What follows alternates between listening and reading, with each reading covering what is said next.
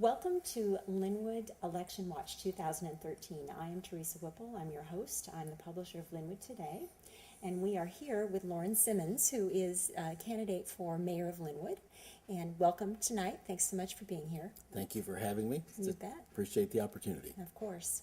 I'd like to start by having you talk a little bit about your background. I know that you have a long history in Lynnwood city government and a lot of experience, and just chat a little bit about what you've been doing and why you want to be mayor.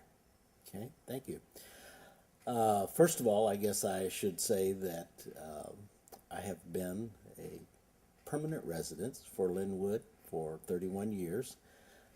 Moved here in between 1980 and 1981. It was my base of operation for my own firm. I worked as a consultant for nonprofit organizations and traveled a great deal, working with both my own clients, and then I did subcontract work. Did that for about 28 years. Raised my family here in large measure. I have two grown children now, both of whom attended the public schools. Both of them graduated from Mayoral High School. And now I can say that I am the proud Papa Loren for 5 grandchildren, ranging from age of 2 to 15. Wonderful. So, actually, my interest in politics probably, I've sort of grown up with it, I think. It must be in my DNA, but though I got that gene from somewhere else because nobody in my family really did. I guess it started back when I was going to school. I took a double major in psychology, political science. Deviated that for a little bit and got over into the studies of philosophy and theology. But when everything was said and done, and I would read the newspapers and watch on television, I always kind of gravitated back to the political scene. And somewhere, I can't tell you exactly at what point in time, it was kind of like a light bulb went on in my head, and I suddenly realized that if I was going to be a responsible citizen, I needed to do more than just vote. Now, I'm not minimizing voting. I'm just saying that for me, it became very evident that I needed to become more actively involved. And I think the second part of that little light bulb experience was when I realized that politics at the local level, what I'm going to call the municipal level, in my opinion, was really where the action was. And I say that because I am a people-oriented person, and in a smaller community, you have the opportunity to interface with your constituents. You go get your cleaning at their place, you eat in their restaurants, you buy gas at their gas stations. It's right there. You buy groceries in the grocery store, and they'll say, hey, they'll want to stop and talk about certain issues. And I found that fulfilling. I found it exciting and whatever. So I made the decision to weigh in for the first time around in 1997. Actually, the fellow that I challenged later became a mayor for a term in the city of Lynnwood, and I lost. And I can tell you that I've won elections and I've lost elections, and I know which ones I prefer, trust me.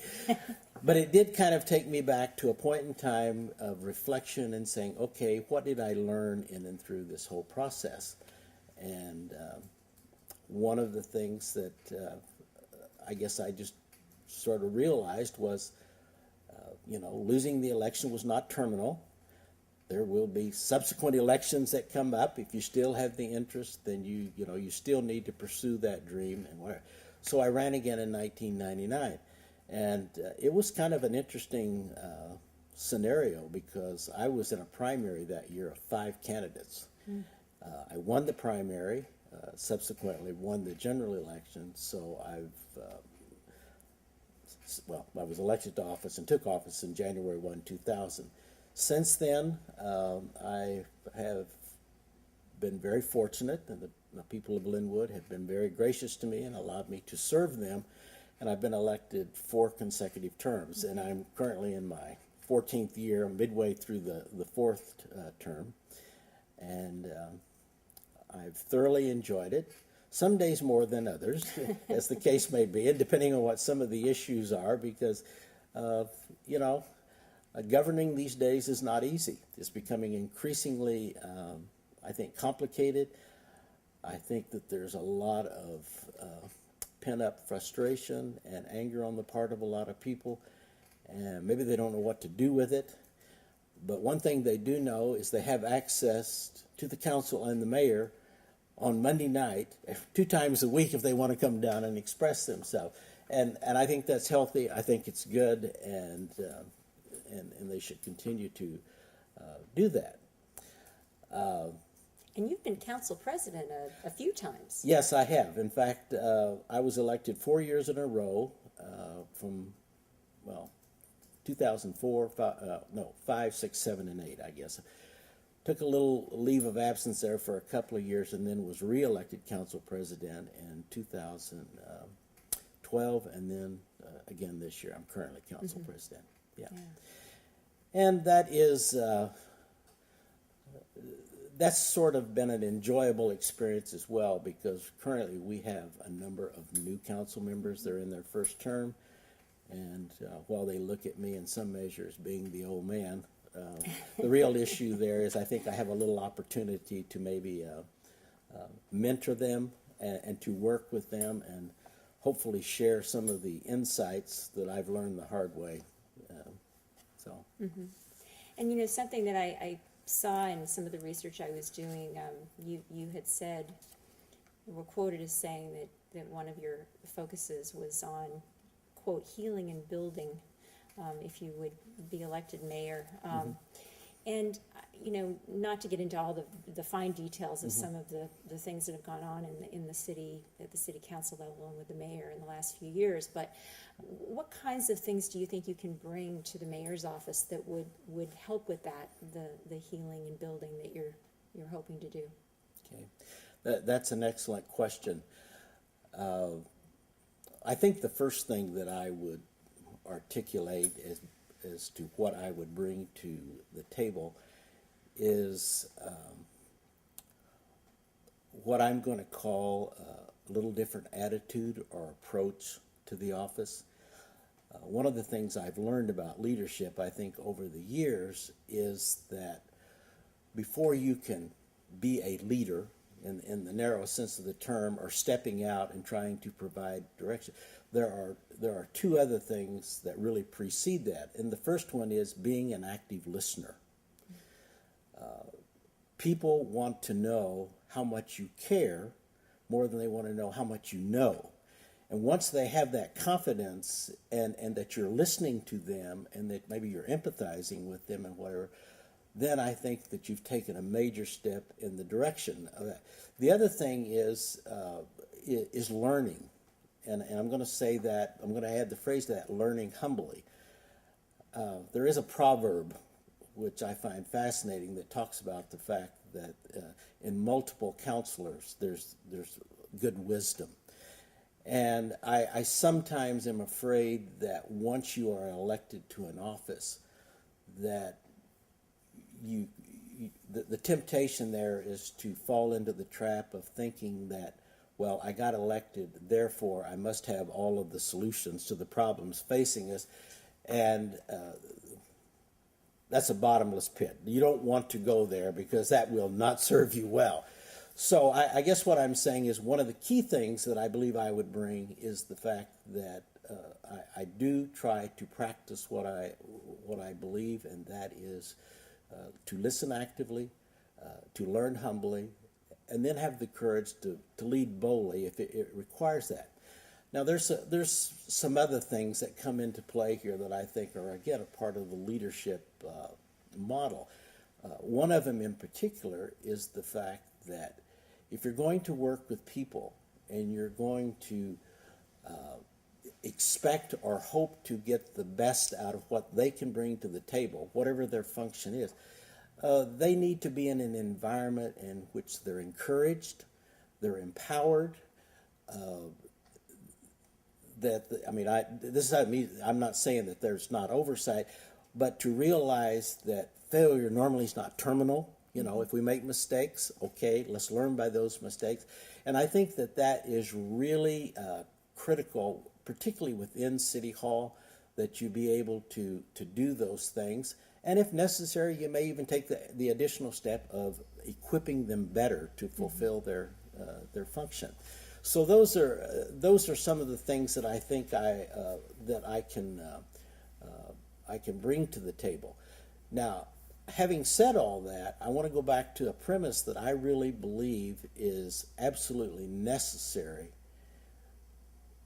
that the leader realizes, and that is that an organization is a reflection of its leadership.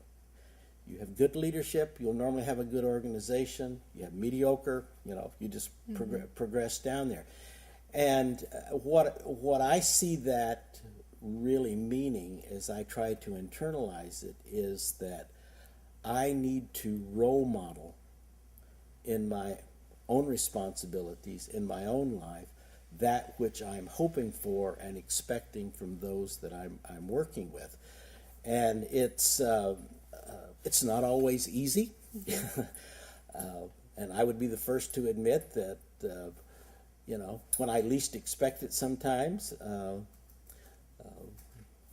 maybe I feel like that I've stumped my toe, or I'll second guess myself as to maybe I would have been served better to do something else. But I really do believe that being sort of a role model by mentoring and displaying for those not only out in the community, but particularly those that you're rubbing elbows with every day. Those things I believe that I would bring. And then I add to that, hopefully, the lessons that I've learned, because, I've had, 28 years of private sector experience of working with people, and I worked with nonprofit organizations. I know all about working with volunteers and recruiting, board members, training board members, that sort of thing. I've got 14 years of kind of slugging it out on the council, so to speak. Had the additional 6 years that you've alluded to there with the comments about my being the president or mayor pro tem.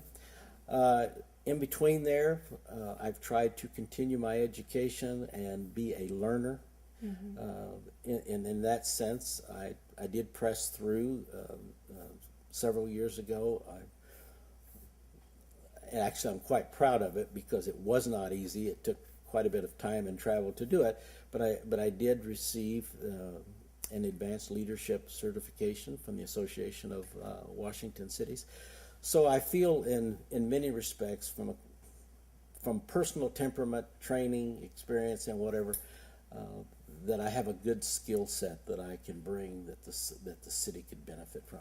Okay, and a lot of the theme seems to be, the need to role model, the need to be a leader. And are you in a sense, by emphasizing that, saying that maybe that isn't happening right now with the current administration? It has been very sporadic. Generalizations are dangerous, and I don't want to, dwell on that. But I guess I would just simply say to you, I've lived it. I've tried to work through it, etc. But when everything was said and done, and this, when everything is said and done, I think there's a better way, and that's why I'm offering myself and asking for the opportunity. Okay. And that says nothing about the knowledge base of anyone else that might be running. So. Okay, very good, very good. Well, let's get down to some issues that are facing the city, and I guess along those lines, if you were elected mayor, would there be one area in particular that you would focus on that you think is the most important, most critical to do as the new mayor of Lynnwood? I wish it were that simple. Well, and we're going to get into some specific issues, Okay. but I just wonder if there was one thing that just kind of jumped out at you as saying, if I were in charge, this is what I would do on day 1 or day 5 or whatever. Well, let me back up and sort of step over a half a track and kind of pick up on some of the things that I've already said to you. Quite frankly, I am personally deeply concerned about the level of citizen participation in government, particularly municipal government. I've never heard anybody say this, but the lack of what I'm going to call involvement in large measure seems to imply that the only important things that take place in government are higher up the ladder at the county or the state or the federal level, and I don't believe that for a minute. Secondly, having said that, I'm a very strong advocate of citizen participation. I participate in a program that I help initiate called Lynnwood University. And one of the closing things that I frequently talk about is at the Constitutional Convention, when the group was filing out of the building, a lady hollered out at Dr. Franklin and said, "Sir, what kind of government have you given us?" And his response was, "A republic if you can keep it." And I have thought about that a lot. And the conclusion that I have come to was that in his wisdom, or their collective wisdom, there were two things that they recognized. One is you need to be informed, and secondly, you need to be involved. And it's not either or. I mean, you can be involved but be uninformed and be dangerous, okay? Or on the other hand, you can be informed and have all of the answers, but if you sit on the couch or on the sidelines and you're not willing to take the risk and get involved, that will not, that really serves no purpose either. So when I think about that and I think about my community that I'm in, I'm really a strong advocate of wanting people to become participants. And again, I'll say moving beyond just voting, though that's that is critically important. Two things that I think would flow out of that. Number one, I believe and would advocate for and would try to garner the support with the council and the community at large to establish what I'm going to call neighborhood councils. I really believe that our people need to come together. They need to start become acquainted with one another. They need to look at the area where they're living and start articulating what do we like, what do we don't like, how can we improve this, and by doing so, I think that will result in greater unity within the community. But I also think that what we're really ultimately going to establish here is a network of individuals collectively who can serve as what I'm referring to as resident consultants to the mayor's office and to the mayor's and the council, because they know more likely what's happening than that. One of the prime examples that I think of this day is a self-appointed group several years ago that came to the city and said enough is enough. And they told us what they wanted done and how they thought we should go about it and whatever. And today, as a result of that, 176th Street from Olympic View Drive all the way over to 99 is a nice street it's virtually a very wide boulevard street for all practical purposes, at least as far as Lynnwood is concerned, with nice sidewalks down each side. And that, in my mind, always pops up when I'm thinking about people getting involved in it. The second thing that I would say is that there has been in the past, and I don't know if I'm telling my age here or not, but there's been in the past an entity that is not all that uncommon. It's called a community roundtable. And I strongly believe that the mayor's office should be a catalyst for bringing together the leadership of the community, the resources, the ideas, and using them on an ongoing basis as a brain trust to take on some of the big issues that are citywide. And when you stop and think about, the business community, the educational community, the medical community, the nonprofit and service organizations, you go right down the list. We have a wonderful resource of people that are sitting at our fingertips that dare I say, are hardly ever approached as to what they might think about this. And that's to the detriment of the city. It just simply is. It's a wasted resource. So those are two things that I would say that I probably, if I was on my soapbox, so to speak, and I've probably been on my soapbox over the last minute or two, feel very strongly about. Yeah.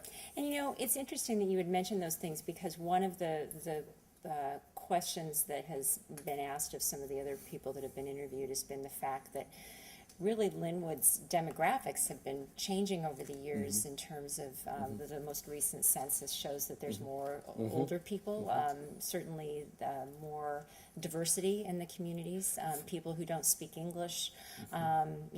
The income level in Lynnwood is about $18,000 a year less than the neighbors. How do you, when you talk about citizen involvement, even in the best of times, or the best of circumstances, in terms of people who maybe have all the resources they need, it's not always easy. How do you reach populations like that effectively? Which gets to some of the community engagement questions, and how does the government reach out to those folks? Well, again, that is an excellent question, and I will tell you, I'm going to sort of patch this together as best I can quickly. Number one,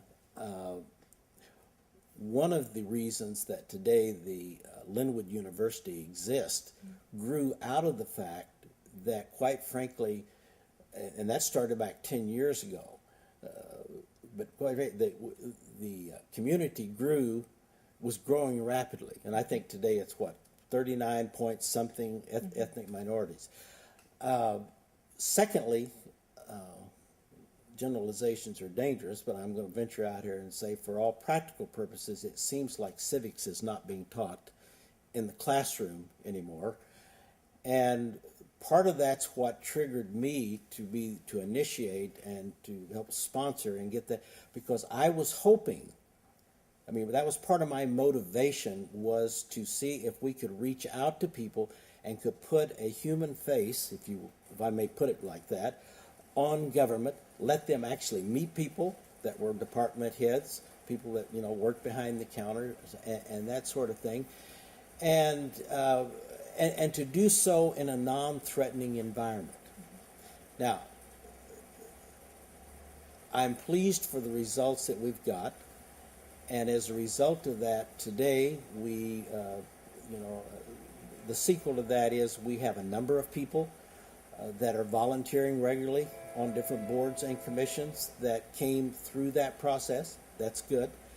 But I'm keenly aware, too, that when you look at the aggregate number of people that I feel like that we are not assimilating, and I don't know if that's a good word or not, but that we're not assimilating into what I'm going to call the mainstream of life in Lynnwood, that does bother me. And part of my motivation for doing the council, the neighborhood council thing, is to take an additional step to see if we can't start seeing our neighbors, regardless of who they are in that regard.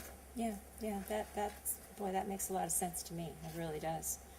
Well, let's get on to a couple of other just issues. I know we're getting close to the end of time. We're not there yet, but your opinion of, kind of the link light rail coming into Lynnwood and some of the concerns that the council and citizens have about that. How are you going to best kind of navigate those waters with the operations and maintenance satellite facility that they want to build, and just kind of making sure that residents are beneficiaries of that whole process? What are your thoughts on that? Well, that's a very timely subject, and you are probably aware that on this Saturday, the 22nd, at the Cedar Grange, the Cedar Grange Hall, which is located in a neighborhood that could be significantly impacted by the rail, and that the people will be allowed to weigh in and express themselves. We're also doing a second community forum on the 25th, the following Tuesday, at the Meadowdale High School for the same purpose. The people from Sound Transit will come and tell their story. We'll have staff people that have been working with them. They'll tell, and then we're going to allow people to weigh in and share whatever their thoughts are. Now, this will actually air after those meetings. Will there be opportunities beyond that for people to weigh in if they want to? Maybe on through the city's website? That's my hope. I'm not sitting here at this precise moment knowing what all of the details are, other than to say to you that Sound Transit is actually, within the last 2 weeks of July, are going to come back to Lynnwood proper and hold their own I guess, community forum, if you will, and tell the story the way they want it told. First of all, we are living with the reality that the voters did, in fact, approve and, I guess, in a sense, put their blessing on Sound Transit. And ostensibly, by the year 2023, it's supposed to roll into Lynnwood. Probably should have gone further than that, but that's where it kind of ends on the north end. And I have no doubts that it will be used extensively. We have a community transit facility there where the buses come and the cars park, and it is still filled and overflowing, and people are parking 2 and 3 blocks away on the street. Yeah. So there probably is, without question, need for it. I think the critical component of all of this is where the tracks are actually laid, and that's one of the discussions on Saturday. There are 2 or 3 different versions that they're considering, and I can say I have a definite opinion about 2 or 3 of those, though I don't have a map here to show you about that. I would say that from the perspective, and I can't speak for the council, my general impression is that the council is not excited, nor probably would they rally to the support of Sound Transit to bring the big yard in, because it would literally take out and probably devalue property of 250 homes over in that neighborhood. The good thing that I think, if my understanding is correct, is that the land that they initially targeted of where they wanted to do that actually belongs to the Edmonds School District 15. Yes. That's where they have envisioned putting their new administrative headquarters and their bus barns and some of those things. And even though Sound Transit has the opportunity to exercise eminent domain, they cannot exercise it against somebody else that has the power of eminent domain. So I think we're safe because, yeah. So, okay. Well, that's great. And we are actually just about out of time. So if you would like to take this opportunity to tell folks kind of as they're opening up their ballots when they see this program, what you'd like them to remember about you and why they should vote for you, this is your chance. Okay. Well, I'm going to back up a half a step in my summary statement here and say that the last 8 to 12 years have been extremely hard on Lynnwood. And I think there's a combination of reasons for that. So I don't want to be overly simplistic. But it has been very hard. And my assessment of the situation, very candidly, is that our community psyche has been badly bruised. I truly believe that the fabric of community unity has suffered, in some cases, it's pretty much come unraveled. And without necessarily pointing fingers at any one person or any particular group of people for that, I think the bottom line is that Lynnwood is sort of at a crossroads. And I believe in my heart of hearts that the time has come where we don't continue with the same. We need a new perspective. I think we need a sort of a fresh start. That's being a little bit maybe simplistic again, but we cannot allow tomorrow to be an extension of the past, okay? And I firmly believe that within the governing structure, that the person, be it he or she or whoever it is, that is best capable of bringing us together and turning the ship around, if you will, or righting the ship, as the case may be, starts in the mayor's office. Because that's the highest elected official in our city. There's the highest degree of exposure. When they may not listen to any of the council members, they will listen to the mayor normally. So I do believe that it's time for a change. It's time for a fresh start. And I believe I'm that person. And I say that based on a combination of things, of motivation and skill, experience and whatever. So my hope would be that they would allow me the opportunity to serve as their mayor, and we'll try to set a new norm and have such things as sustainability, engagement, open and transparency, and whatever, because I think those are critical factors moving forward. Okay. Well, thank you so much for taking the time to talk with us. I really appreciate it. And good You're luck. welcome. Okay, thank you. Bye.